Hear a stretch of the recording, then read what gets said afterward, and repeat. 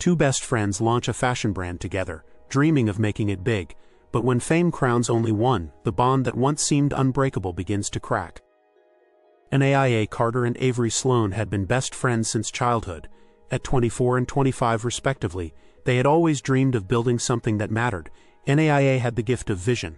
She could sketch out entire collections in minutes. Avery had charm and an innate sense for people. She could sell water to a river.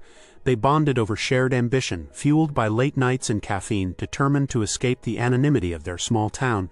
Their brand Rise wasn't just about clothes. It was a movement, one born from struggle, heritage, and rebellion. What they lacked in resources they made up for in passion. They vowed never to leave the other behind. That was their promise. In the early days they shared everything: profits, credit, blame. NAIA handled design and production. Avery handled marketing and outreach.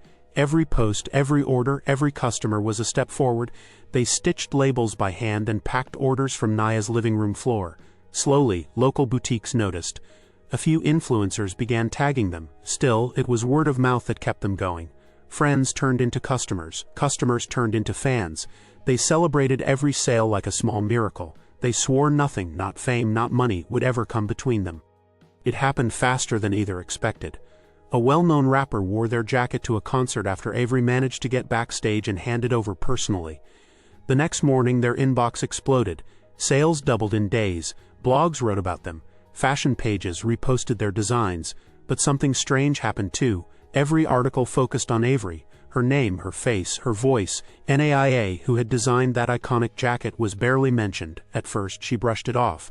She didn't crave the spotlight.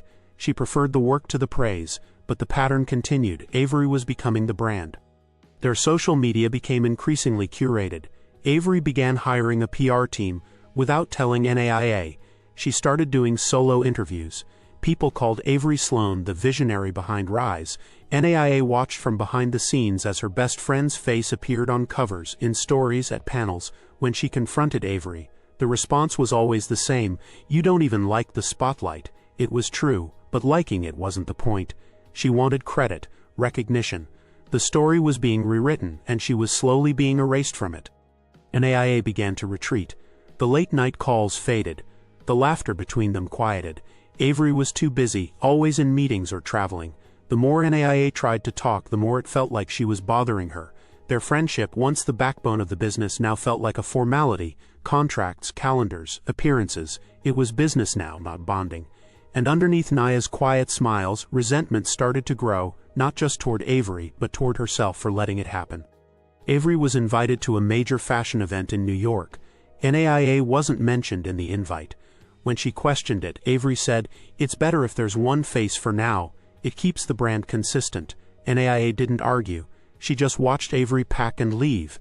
That night, while scrolling through photos of Avery laughing with celebrities and designers, NAIA noticed something. The designs being attributed to Avery weren't just inspired by her work. They were her work, every line, every detail, and no one knew. When Avery returned, she was full of stories and praise. She barely noticed Naya's icy tone. NAIA asked about the press, why her name had vanished. Avery deflected. "It's PR strategy, don't take it personally." NAIA didn't reply. Something had broken.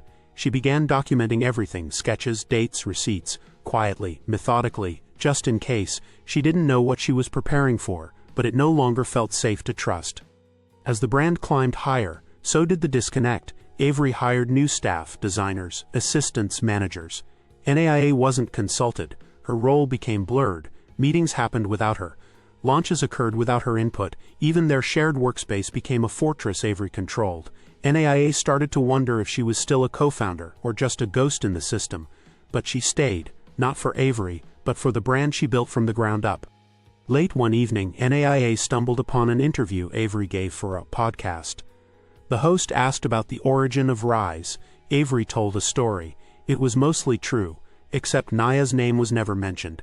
It was as if Avery had birthed the brand alone. NAIA listened in silence. That night she didn't sleep. She realized Avery wasn't just enjoying the spotlight, she was removing her from the narrative altogether. NAIA contacted a lawyer. She reviewed their partnership agreement, copyrights, and design portfolios. Her sketches were legally hers, but their branding, trademarks, and social media accounts all registered under Avery's name. Avery had planned this long before the fame. The betrayal wasn't sudden. It had been slow, deliberate, strategic. NAIA felt sick. The brand she helped build was being stolen from her piece by piece. NAIA didn't explode. She didn't storm into Avery's office or confront her publicly. That wasn't her style. Instead, she started reclaiming control in subtle ways. She updated her personal portfolio online, added timestamps to her archived designs, and started responding to journalists who had once reached out. Quietly, she posted the original sketches of RISE's most iconic designs on her own platform, with dates. Followers noticed. Comments appeared. Wait, wasn't this Avery's design? She copied this? NAIA didn't answer. She just kept posting. Let them connect the dots. Let the silence scream louder than accusations ever could, and it did. Whispers began swirling on social media. The narrative was starting to shift, but Avery, still drunk on her own fame, was too distracted to notice. She was flying across continents, shaking hands with investors, smiling on red carpets. She didn't see the foundation starting to crumble beneath her feet.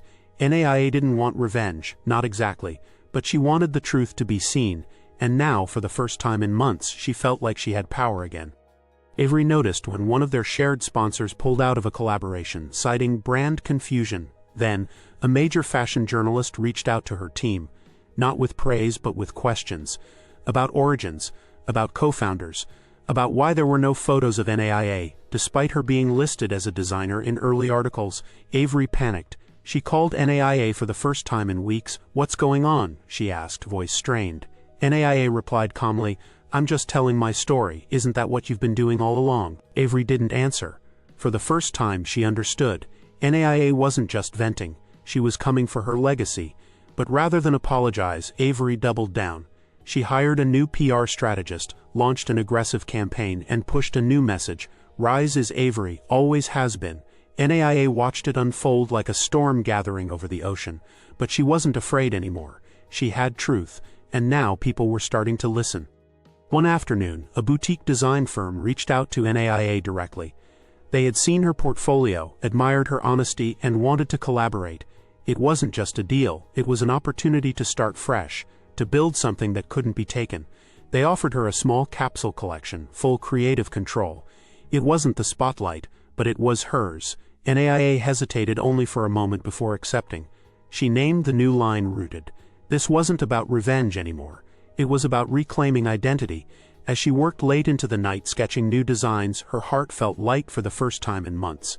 She no longer felt like a shadow. She was standing in her own light now, quiet, steady, undeniable. But even as she moved forward, she knew the storm with Avery wasn't over.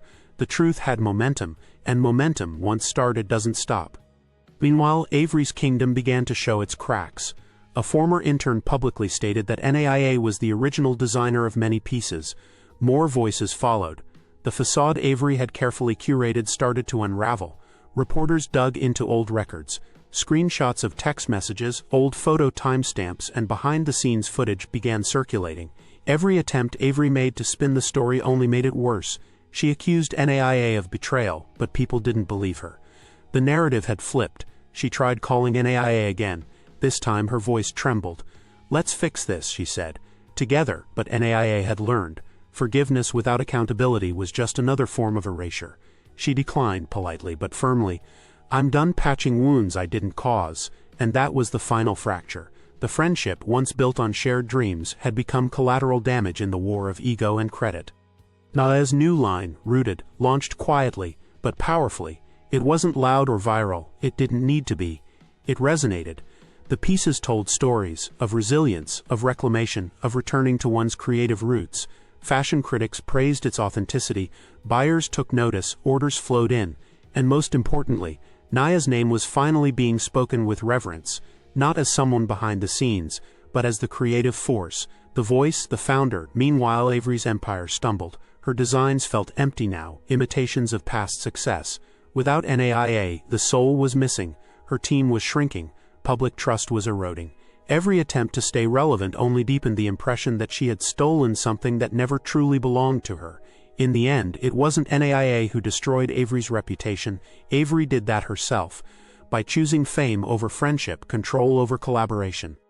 It was inevitable. One last meeting, face to face, not planned, not orchestrated. It happened at a charity fashion gala where both were invited. The air between them was heavy, thick with unresolved history. Avery approached first, her expression guarded but softened by fatigue. She no longer looked like the radiant star she had once been. There were bags under her eyes, her posture slightly slouched, like someone carrying the weight of too many choices. NAIA stood firm, composed. No anger, no gloating, just calm clarity. "You never had to cut me out," she said. "We could have shared the success." Avery's voice cracked. "I was afraid that if I didn't stand out, I'd disappear." It was a confession, one too late. NAIA didn't argue. She didn't need to. Truth had already spoken through the silence, through every design, every supporter who had seen through the illusion. The damage had been done. Forgiveness was not on the table, but closure was, and for NAIA that was enough. The story of Rise was no longer a fairy tale. It was a lesson. Industry articles revisited the brand's origins, this time with Naya's name at the forefront. Panels invited her to speak, not just about fashion, but about intellectual theft, silent erasure, and the price of trusting the wrong people in business. Rooted became more than a fashion label. It became a symbol. Young designers looked to her as proof that quiet talent, when paired with quiet strength, could still rise. On its own terms, Avery's brand limped along for a while, but it had lost its core. She tried new campaigns, collaborations, reinventions. But the spark was gone. People had moved on. The industry had turned its gaze elsewhere, specifically toward NAIA. And while NAIA didn't build her new life on the ruins of her old one, she carried its lessons with her. She was wiser now, not colder, just less willing to tolerate being made invisible. Time passed. NAIA continued to grow rooted, but she also began mentoring other creators, especially those who had been overlooked. She launched a scholarship program for young designers from underrepresented communities. She told her story on podcasts, at schools, and workshops.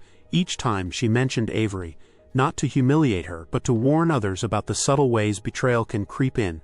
"Watch who claps when you win," she often said, "and who hides the knife behind a handshake." Though pain still lingered, NAIA had turned it into purpose.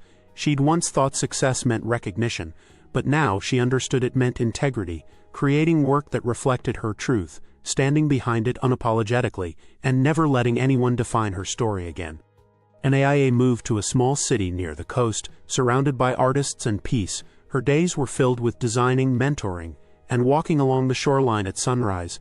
The chaos of the past had melted into something calmer. She no longer checked what Avery was doing. It didn't matter. That chapter was closed. Occasionally she still got messages, young people thanking her for her transparency, for showing that staying true to yourself could still lead to success. She never corrected them when they called her an icon. She had earned that title, not by chasing fame but by walking away from the game altogether and building her own path. The betrayal had once felt like the end, but now it was just the prologue. NAIA sat one evening in her studio surrounded by bolts of fabric and fading daylight. She was sketching a new collection, her hands steady, her mind clear. It was called Legacy. This one wasn't about pain, it wasn't about proving anything. It was about peace, about creation, about her. As she looked at the sketches she smiled, not out of pride but gratitude, not for the betrayal, but for what it forced her to become. She thought about Avery sometimes, but not with anger, just with distance. She had let go. The spotlight had once threatened to blind her. Now she didn't need it.